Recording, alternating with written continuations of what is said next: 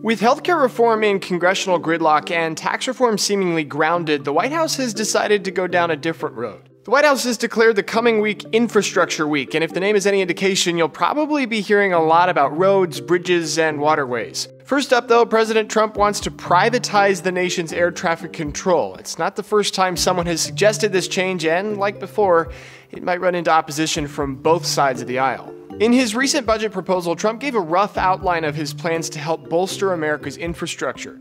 He's expected to expand on that outline throughout the rest of the week in speeches and bipartisan meetings. Much of the country's infrastructure is in bad shape, and the need to revitalize it seems to be something most Americans agree on.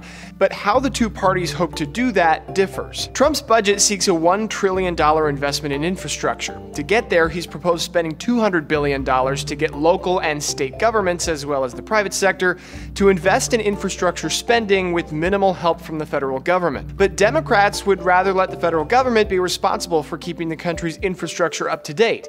They've proposed two plans of their own, one from the Senate Democrats for $1 trillion to be spent on infrastructure, and another from the Congressional Progressive Caucus that calls for $2 trillion. The administration isn't expected to get too specific on how the government will cover its multi-billion-dollar investment plan, and it might leave that up to Congress anyway.